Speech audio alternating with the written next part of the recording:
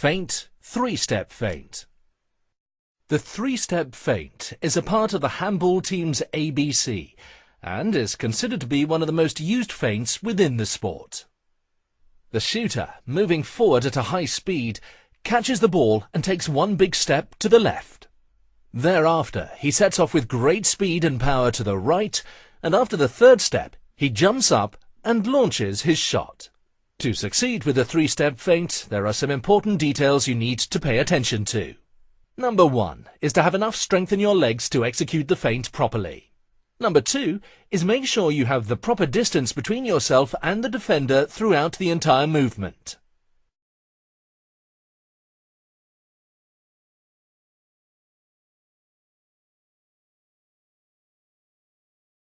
Feint, shot feint. The goal for the shooter is to leave the defender passive and rooted on the spot. If he succeeds, he has a better chance of launching the shot above the defender. In order to pull off the feint, you have to execute it clearly and make sure you have power left in your legs to jump up and launch your shot.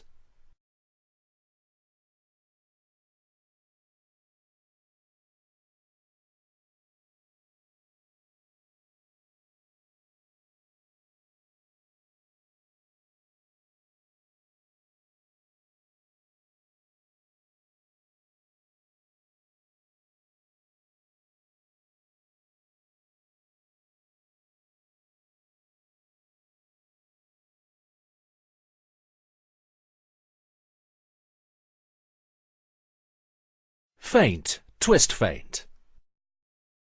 In this video sequence, the flow of the shooter's movement is crucial.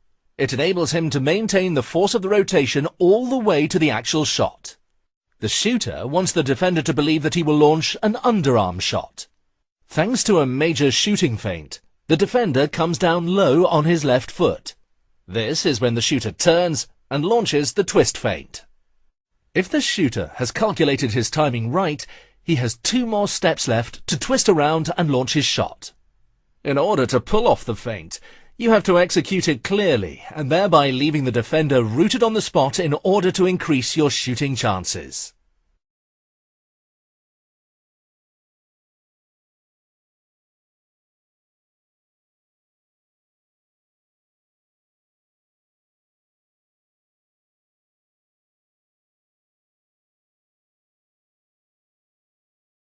Passing between legs.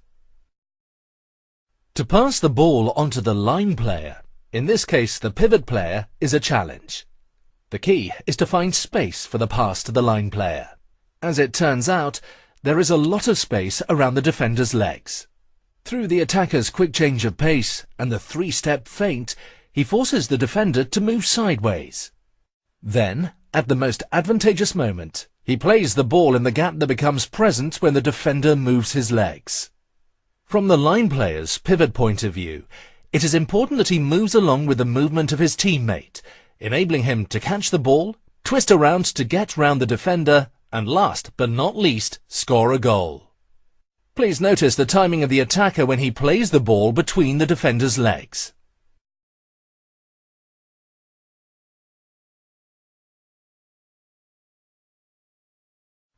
Passing overhead. A variation that might frustrate the defender is when the attacker passes the ball closely over the defender's head. To succeed, you have to trick the defender to lower his hands. One way of executing it is to feint a low play, but by using your wrist, play the ball over his head instead. The pass demands excellent wrist skills and will be a surprising choice of passing the ball for any defense exposed to it.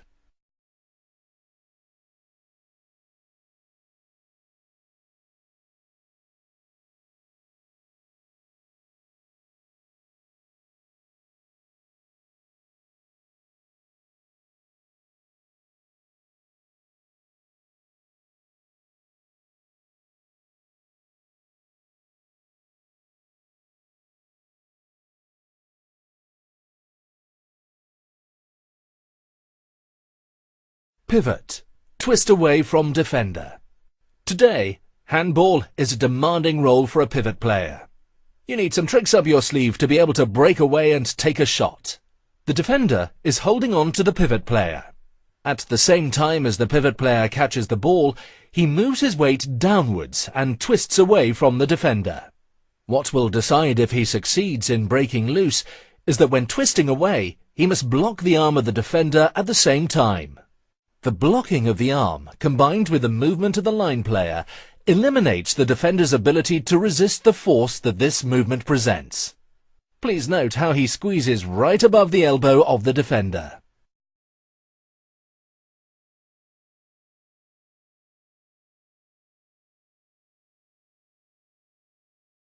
Penalty throw, lob.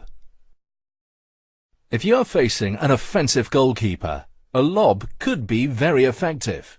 As a shooter, it is important that you try to get the goalkeeper to make the first move. Make a small body feint or go for a really powerful shot to get the goalkeeper moving. Once the goalkeeper has started to move, preferably sideways, it is very difficult for him or her to reach a well-balanced lob. Please note the hand and wrist movement of the shooter.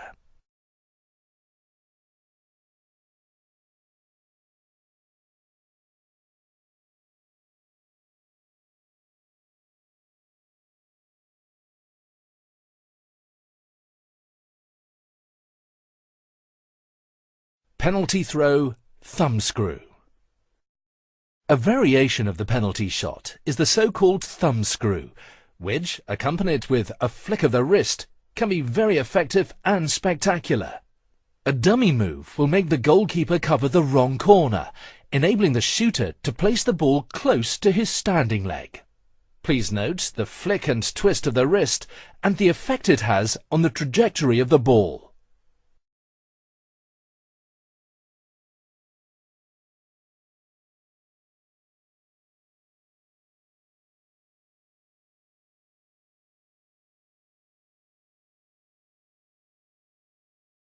Attack screw.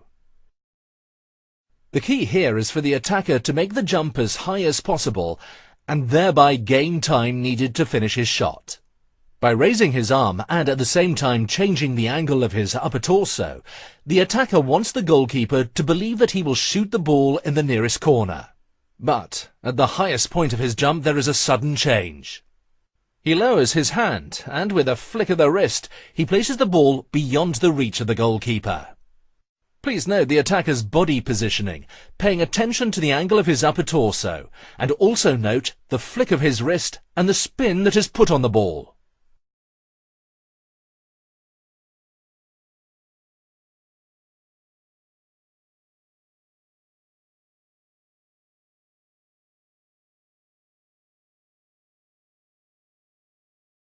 Attack layup.